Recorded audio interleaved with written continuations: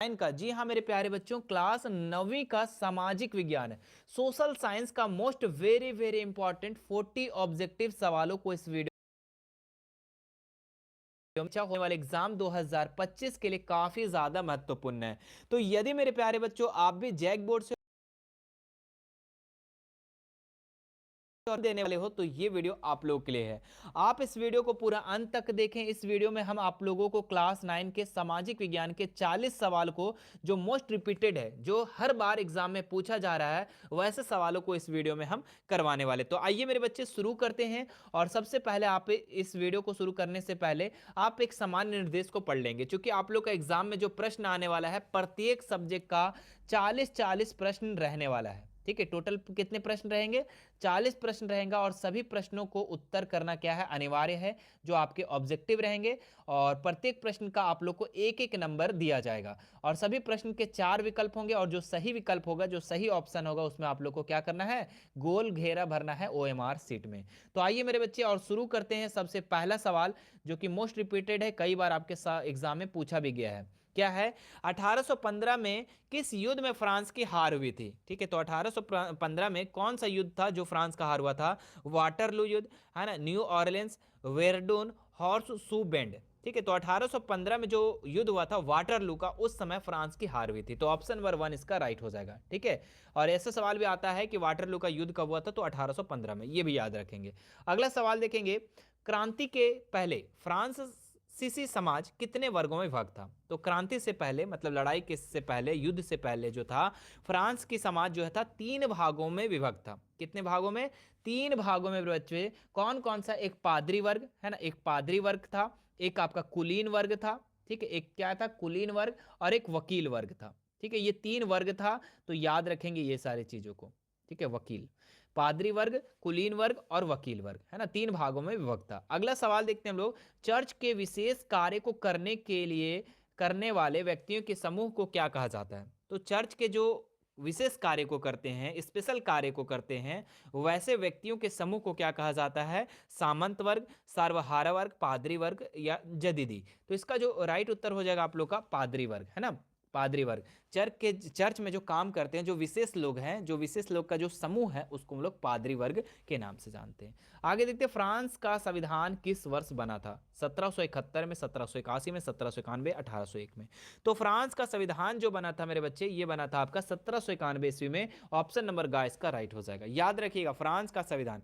अब आप लोग को कमेंट करके बताना है कि हमारा भारत का संविधान कब बना था। चलिए जल्दी से कमेंट करेंगे, इतना तो बच्चे जरूर कमेंट करेंगे, क्योंकि भारत का संविधान कब बना था, कितना समय लगा था, है ना, कौन बनाया था, तो ये सारी चीज आप लोग को, और ये सारी चीज याद रखना जरूरी है। अगला सवाल देखिए, फ्रांस में 1793 से 94 के मध्य के काल को किस नाम से जाना जाता? आतंक का राज, निरंकुश राज, गणतांत्रिक राज, तानाशाही राज। तो 1793 और 94 के मध्य वाले जो काल है बच्चे, उसको आतंक का राज के नाम से जाना जाता है। तो ऑप्शन नंबर का इसका राइट हो जाएगा, याद रखिएगा। 1917 से पूर्व रूस पर किसका शासन था? तो 1917 से पूर्व जो था, ये किस रूस पर किसका शासन था? वहां का कौन राजा था, कौन शासन कर रहा था? तो जार निकोलस द्वितीय कर रहा था। कौन कर रहा था? जार निकोलस द्वितीय। देखिए यहां पर द्वितीय 2 बार दिया हुआ है ना, द्वितीय हो गया ये। चलिए आगे बढ़ते हैं हम लोग। नेक्स्ट, रूसी संसद का क्या नाम है? संसद भवन, कांग्रेस, पार्लियामेंट, ड्यूमा। तो रूसी संसद का जो नाम है, ये ड्यूमा नाम है मेरे बच्चे। ठीक है, अमेरिका के संसद का कांग्रेस नाम है ना। इस तरीके से आप लोग को याद रखना है। बोल्शेविक पार्टी का नेता कौन था? लेनिन, करेंसी की, जार निकोलस द्वितीय, कार्ल मार्क्स। तो बोल्शेविक पार्टी का जो नेता था मेरे बच्चे, ये आप लोग का लेनिन था। कौन था? लेनिन था। ऑप्शन नंबर का इसका राइट हो जाएगा। चलिए आगे बढ़ते हैं हम लोग नेक्स्ट सवाल पर, कि रूसी क्रांतिकारियों के मुख्य उद्देश्य क्या थे? तो रूसी क्रांतिकारियों के जो मुख्य उद्देश्य क्या था? प्रथम विश्व युद्ध से रूस को हटाना, जमीन किसानों को देना, कारखानों पर मजदूर का नियंत्रण, गैर रूसी जातियों को समानता का दर्जा देना। तो इसमें जो हो जाएगा, सभी हो जाएगा बच्चों। ठीक है, ये प्रथम विश्व युद्ध से रूस को हटाना, ये पहला, ये भी उद्देश्य था। और जमीन किसानों को दे देना, ये भी था। कारखानों को मजदूर का नियंत्रण, ये भी था। गैर, है ना, तो उपरोक्त सभी इसका राइट हो जाएगा, ऑप्शन नंबर घ। चलिए आगे देखते हैं, खूनी रविवार के किस नाम से किस दिन को जाना जाता है ना? खूनी रविवार के नाम से किस दिन को जाना जाता है? तो कौन सा दिन था बच्चों? तो ये था आप लोग का 20 जनवरी 1905 को। 20 जनवरी 1905 को खूनी रविवार के नाम से जाना जाता है। भारत का क्षेत्रफल विश्व के कुल क्षेत्रफल का कितना प्रतिशत है? मात्र 2.4% बच्चे। कितना है? 2.4%। याद रखेंगे, मतलब पूरा विश्व जो है, पूरा पृथ्वी है, उस पर जितना भाग है मेरे बच्चे, उसका मात्र का मात्र 2.4% में ही क्या है? हमारा भारत है। बाकी और भी दूसरा दूसरा देश होगा, है ना। भारत की या मानक यमोत्तर रेखा कौन सी रेखा है? तो भारत की मानक यमोत्तर रेखा कौन सी रेखा है? तो ये है 82 डिग्री 30 मिनट अंश पूर्व देशांतर। ऑप्शन नंबर गा इसका राइट हो जाएगा, याद रखिएगा। चलिए अगला सवाल देखते हैं हम लोग। कर्क रेखा किस राज्य से नहीं गुजरती है? तो गुजरात से तो होकर गुजरता है भैया, मध्य प्रदेश से भी गुजरता है, झारखंड से भी गुजरता है, लेकिन उड़ीसा से होकर नहीं गुजरता है ना। अब कर्क रेखा कितने राज्यों से होकर गुजरता है? तो 8 राज्यों से। अब 8 राज्यों का अगर नाम याद होगा तो आप लोग कमेंट कर देना, है ना।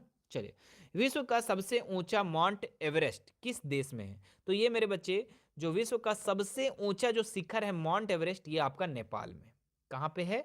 नेपाल में है, जो भारत के जस्ट बगल में है, नेपाल में। और इसकी जो ऊंचाई है 8,848 मीटर, है ना, याद रखेंगे। 8,848 याद रखेंगे।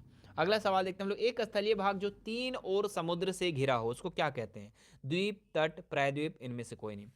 तो एक स्थल भाग है मेरे बच्चे, और इसके 3 साइड क्या है? पानी ही पानी है, तो उसको हम लोग कहते हैं प्रायद्वीप। क्या कहते हैं उसे? प्रायद्वीप। अब एक चीज और याद रखेंगे, एक स्थल भाग है और जो चारों साइड पानी ही पानी है, इधर भी पानी, इधर भी पानी, इधर भी पानी, मतलब चारों साइड समुद्र ही समुद्र है, तो उसको हम लोग द्वीप कहते हैं। दोनों चीजों को आपको बहुत अच्छे से याद रखना है। अगर 3 साइड से अगर समुद्र से घिरा है कोई स्थल तो उसको प्रायद्वीप, और चारों साइड से अगर कोई स्थल घिरा है ना, समुद्र से घिरा है, तो उसको हम लोग द्वीप कहेंगे। With Google Workspace, you can create a Gmail account with your own domain and branding, helping your business look professional in any inbox. That's business email made easy with Google Workspace.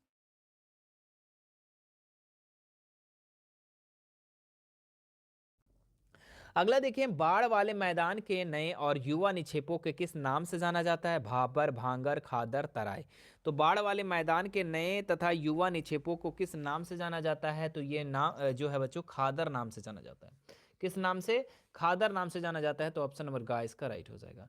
Goa के दक्षिण में स्थित पश्चिम तटीय पट्टी को किस नाम से जाना जाता है? कोरोमंडल, कन्नड़, कोंकण, उत्तरी सरकार। तो कोंकण नाम से जाना जाता है मेरे बच्चे, ठीक है। गोवा के दक्षिण में स्थित पश्चिम तटीय पट्टी है, जो जो इस तरीके से भारत का नक्शा बनेगा, तो यहाँ पर जो एक तटीय पट्टी है उसको हम लोग कोंकण नाम से जानते हैं, याद रखेंगे। किस द्वीप का निर्माण प्रवाल भित्ति से हुआ है? किस द्वीप का निर्माण जो हुआ है प्रवाल भित्ति से हुआ है? तो ये आपका जो हुआ है अंडमान द्वीप, है ना। अंडमान द्वीप जो है ये प्रवाल भित्ति से हुआ है ना। किस द्वीप का निर्माण प्रवाल भित्ति से हुआ है? तो अंडमान द्वीप का। चलिए आगे बढ़ते हैं हम लोग। नेक्स्ट सवाल, विश्व के सबसे बड़ी अफवाह द्रोणी किस नदी का है? ठीक है, विश्व का सबसे बड़ी अफवाह द्रोणी जो है ये अमेजन नदी का है। किस नदी का है? अमेजन नदी का है, याद रखेंगे। ऑप्शन नंबर का इसका राइट हो जाएगा। पिछले वीडियो में भी हमने बता चुका था, ठीक है, कि अगर विश्व का पूछेगा तो अमेजन बोलना, और अगर भारत का पूछा बच्चों कि भारत में कौन सी नदी का अफवाह द्रोणी सबसे बड़ी है, तो वो गंगा बोलना आप लोग। दोनों चीजों को आप याद रखेंगे, विश्व पूछे तो अमेजन और भारत पूछे तो गंगा। क्लियर है? चलो आगे बढ़ते हैं। कौन सी नदी अरब सागर में गिरती है?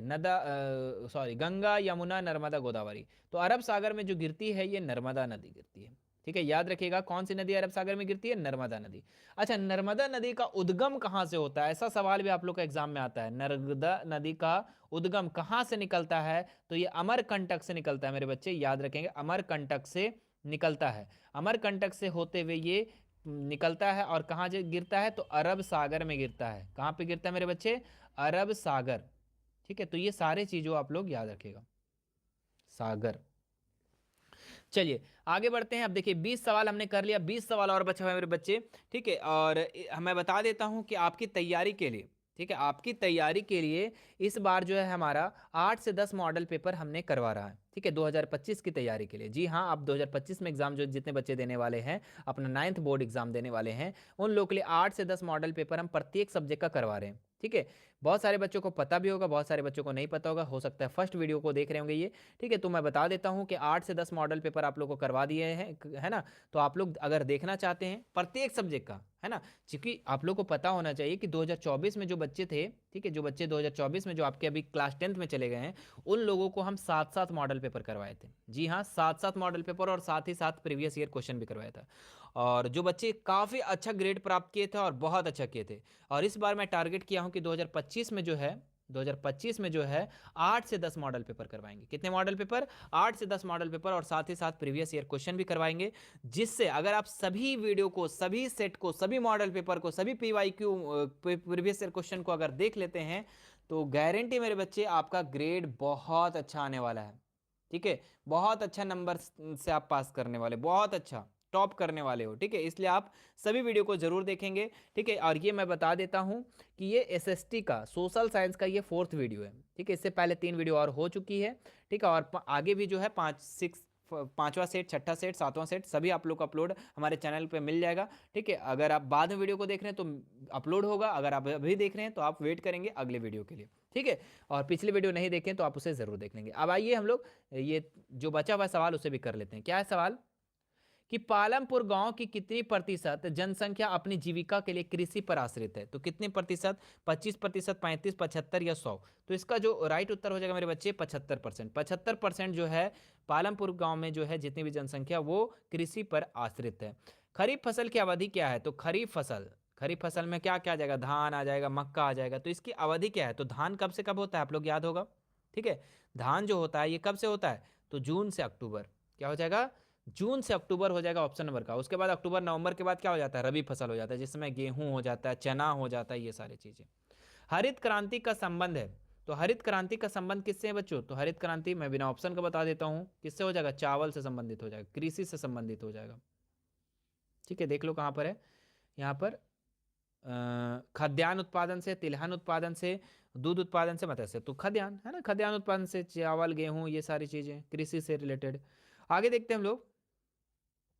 देखो, मत्स्य को हम लोग नीली क्रांति के नाम से जानते हैं, दूध को हम लोग श्वेत क्रांति के नाम से जानते हैं। ठीक है, ये सारे चीजों को आप लोग लिख लेना। ठीक है, इंपॉर्टेंट है। निम्न में से कौन सा कार्यशील पूंजी का उदाहरण है? मतलब कि वर्किंग कैपिटल कौन सा है इसमें? तो औजार, भवन, नगद पैसा, कच्चा माल, या फिर मशीन। तो मशीन तो आपका फिक्स एसेट है बच्चों, फिक्स पूंजी है ये। भवन भी आपका फिक्स है, औजार भी फिक्स है, लेकिन नगद पैसा और कच्चा माल जो है ये क्या है? कार्यशील पूंजी है, ये वर्किंग कैपिटल है मेरे बच्चे, याद रखेंगे। ये आता जाता रहता है, ये फिक्स नहीं होता है। आगे देखते हैं हम लोग नेक्स्ट। निम्नलिखित में कौन सा एक गैर कृषि क्रिया है? तो खेतों की जुताई करना तो ये कृषि है ना, सिंचाई करना कृषि है, फसल की देखभाल कृषि है, खाद और बीज की बिक्री ये बच्चों कृषि के अंतर्गत नहीं आ जाएगा, गैर कृषि में आ जाएगा, बिजनेस में आ जाएगा, उद्योगों में, है ना। चलिए आगे बढ़ते हम लोग नेक्स्ट सवाल पर मेरे बच्चे, कि दिए गए कथन ध्यान पूर्वक से पढ़ना है और इससे रिलेटेड जो सवाल है इसका जवाब देना है। कथन दिया हुआ है, 2 कथन दिया हुआ है, ध्यान देंगे। कथन वाला क्वेश्चन इस बार आने वाला है चांस बच्चों। ठीक है, जब मानव संसाधन को शिक्षा तथा स्वास्थ्य के द्वारा विकसित किया जाता है तब इसे मानव पूंजी निर्माण कहते हैं। ये तो सही कह रहा है। ठीक है, मानव पूंजी में निवेश और भौतिक पूंजी की भांति प्रतिफल प्रदान करता है। तो इसमें से अगर हम देखें मेरे बच्चों तो दोनों सही है ना, दोनों सही है। मानव संसाधन, शिक्षा, स्वास्थ्य पर अगर हम विकसित किया जाए तो इसको हम लोग मानव पूंजी कहेंगे, बिल्कुल, है ना। अगर हम मानव को पढ़ाएंगे, लिखाएंगे, स्वस्थ रखेंगे, शिक्षा देंगे तो ये हमारा मानव पूंजी है ना। और पूंजी में अगर हम निवेश करते हैं मानव पूंजी में, तो भौतिक पूंजी की भांति प्रतिफल एकदम प्रदान करता है, उसके जैसा रिजल्ट देता है। तो हमारा दोनों सही हो जाएगा, ऑप्शन नंबर ग। चलिए, किस प्रकार की जनसंख्या अर्थव्यवस्था के लिए परिसंपत्ति, मतलब कि हमारे लिए एसेट्स है, हमारे लिए अच्छा है? तो शिक्षित और स्वस्थ जनसंख्या, है ना। अगर पढ़ा लिखा है और स्वास्थ्य है तो हमारे लिए परिसंपत्ति, हमारे अर्थव्यवस्था के लिए। ठीक है, और बिना पढ़ा लिखा अस्वस्थ नहीं होगा, है ना, अशिक्षित नहीं होगा, है ना। समझ में आ रही बात? नीचे दिए गए कथनों में से कौन सा कथन बेरोजगारी को सही तरीके से परिभाषित करता है? जब प्रचलित मजदूरी से दर से काम मजदूरी पर लोग काम करते हैं, जब प्रचलित मजदूरी के दर से काम करने के इच्छुक व्यक्ति को रोजगार नहीं मिलता है। चलो ये सही जा रहा है। उसके बाद देखते हैं, जब व्यक्ति को अपनी रुचि के मुताबिक काम नहीं मिलता है ना, ये गलत है, ये गलत है। अभी तक खा तो सही लग रहा है, उसके बाद देखते हैं आगे भी हम। जब डिग्री धारक व्यक्ति को किसी उसकी योग्यता के अनुरूप कार्य या वेतन नहीं मिलता है, तो इसमें जो इसका जो राइट उत्तर हो जाएगा आपका खा नंबर हो जाएगा बच्चों। जब प्रचलित मजदूरी से, मतलब कि जो भी मार्केट में चल रहा है, अगर लेबर का खर्च 400 रुपये है, ठीक है, अगर उसको प्रचलित मजदूरी पे वो तैयार है, ठीक है, इच्छुक भी है करने के लिए, फिर भी अगर उसको रोजगार नहीं मिलता है तो हम उसको बेरोजगार कहेंगे। बात समझ में आ रही बात? ठीक है, 3 चीजें इसमें आपको ध्यान रखना। बेरोजगार हम किसको कहेंगे, ध्यान देना। बेरोजगार जो है हम किसे कहेंगे? बेरोजगार। बेरोजगार हम उसे कहेंगे कि वो काम करने के लिए क्या हो? तैयार हो।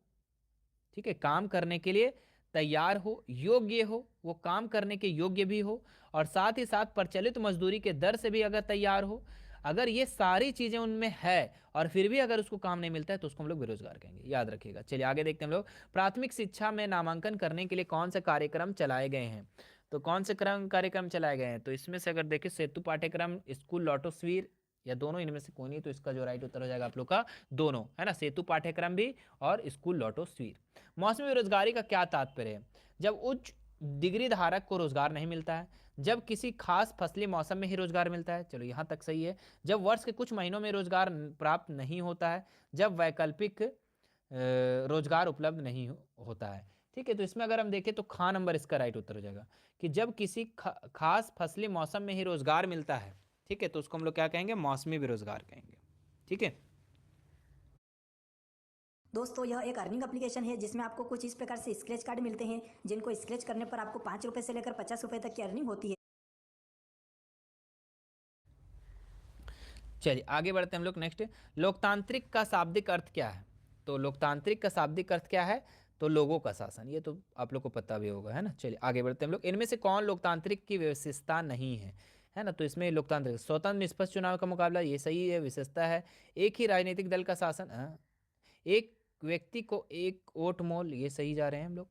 और कानून का राज का अधिकारों का आदर। ठीक है, तो इसमें अगर हम देखें मेरे बच्चे तो ऑप्शन नंबर खा जो है ये गलत है। एक ही राजनीतिक दल का शासन, मतलब कि एक ही पार्टी बार बार शासन करेगा, तो ये लोकतंत्र को क्या विशेषता है ना। लोकतंत्र का मतलब होता है लोगों का शासन, जनता का शासन। जनता जिसे चाहेगी उसे सरकार बनाएगी, है ना। बात समझ में आ रहा है? तो एक ही राजनीतिक का दल का शासन, ये गलत है बच्चे। आगे देखते हैं इनमें से कौन सा कथन गलत है। तो लोकतंत्र शासन का एक ऐसा रूप है जिसमें शासकों का चुनाव लोग करते हैं, ये तो सही है। लोकतंत्र में अंतिम निर्णय लेने की शक्ति लोगों के द्वारा चुने गए प्रतिनिधियों के पास ही होनी चाहिए। ठीक है, तो ये भी सही जा रहा है। ठीक है, लोकतंत्र शासन का एक रूप है जिसमें वंशानुगत शासक द्वारा शासन चलाया जाता है ना, ये गलत है भाई। बताओ, वंशानुगत द्वारा शासन चलाया जाता है मतलब कि बाप, अगर बाप उसका सरकार है तो कल बेटा बन जाएगा, फिर उसका बेटा बन जाएगा, ऐसा तो नहीं है। यहाँ राजतंत्र तो नहीं है, तो ये गलत है, वंशानुगत नहीं होगा मेरे बच्चे। ठीक है, ये गलत है, ये लोकतंत्र में सही नहीं है। आगे देखते हैं हम लोग, इनमें से कौन सा तर्क लोकतंत्र के पक्ष में अच्छा नहीं है? चलो देखते हैं। लोकतंत्र मतभेदों और टकराव को संभालने का तरीका उपलब्ध कराता है, ये तो सही कह रहा है। ठीक है, ये पक्ष में तो है हमारा, है ना। उसके बाद देखते हैं हम लोग, लोकतांत्रिक शासन पद्धति दूसरों से बेहतर है क्योंकि यह शासन का अधिकाधिक जवाबदेही वाला स्वरूप होता है, मनमानी नहीं होता है, तो ये भी सही जा रहा है, ये भी गलत नहीं है। लोग बेहतर निर्णय लेने की संभावना बढ़ाता है, ये भी सही है। लोकतंत्र नागरिकों को सम्मान नहीं बढ़ाता है, नहीं बढ़ाता है, सम्मान तो बढ़ाता है ना भैया, है ना। लोकतंत्र क्या करता है? सम्मान बढ़ाता है लोगों को, नागरिकों को। कैसे? अरे भाई, वो सरकार को चुन रहा है तो सम्मान नहीं है उसका, तो ऑप्शन नंबर घ इसका राइट हो जाएगा, ये नहीं है, ये गलत है। पाकिस्तान में जनरल मुशर्रफ ने कब सैनिक तख्ता पलट की अगुवाई की थी? तो कब की थी मेरे बच्चे? तो ये किया था 1999 में, याद रखेंगे 1999 में। चलिए आगे बढ़ते हैं। दक्षिण अफ्रीका का कब स्वतंत्र हुआ था? तो दक्षिण अफ्रीका जो स्वतंत्र हुआ था ये 1994 में मेरे बच्चे, और डेट अगर पूछा तो 26 अप्रैल, याद रखेगा 26 अप्रैल 1994। आगे बढ़ते हम लोग। रंगभेद की नीति इनमें से किस देश में प्रचलित थी? रंगभेद की नीति जो है इस किस में प्रचलित थी? श्रीलंका, दक्षिण अफ्रीका, जिम्बाब्वे, चीन। तो इसका जो राइट उत्तर हो जाएगा आप लोग का दक्षिण अफ्रीका, याद रखिएगा। भारतीय संविधान सभा में सदस्यों की संख्या कितनी थी? तो यहाँ पे 299। कितने सदस्यों की संख्या थी? 299 थी, है ना। तो ऑप्शन नंबर ग इसका राइट हो जाएगा। अब दो सवाल और बचे मेरे बच्चे, और दो सवाल करने से पहले मैं बता देता हूं, ठीक है, कि अगर आप हमारे चैनल को अभी तक सब्सक्राइब नहीं किए हैं तो सब्सक्राइब कर लेंगे, और आपके जो भी मित्र होंगे, सहपाठी होंगे, इस वीडियो को शेयर जरूर कर दीजिएगा जो क्लास 9th में अपने एग्जाम की तैयारी कर रहे हैं। लोकतांत्रिक संविधान में इनमें से कौन सा प्रावधान नहीं रहता है? तो शासन प्रमुख के अधिकार, शासन प्रमुख का नाम, विधायक का अधिकार, देश का नाम। तो इसका जो राइट उत्तर हो जाएगा शासन प्रमुख का नाम, इसमें नहीं रहता है ना। लोकतांत्रिक संविधान में इसका प्रावधान नहीं रहता है। अब लास्ट सवाल है मेरे बच्चे, और लास्ट सवाल कर लेते हैं। भारतीय संविधान सभा में ने किस दिन अपना काम पूरा कर लिया था? पूरा कब कर लिया था अलग चीज है ना। लागू कब हुआ था ये अलग चीज है। तो जो पूरा किया था मेरे बच्चे, ये किया था 26 नवंबर 1949 को किया था। और लागू कब हुआ था भारत संविधान? तो ये लागू हुआ था 26 जनवरी 1950। 1950, जस्ट 2 मंथ बाद इसे लागू कर दिया था, लेकिन अपना काम जो पूरा हुआ था इसका 26 नवंबर 1949 को हुआ था।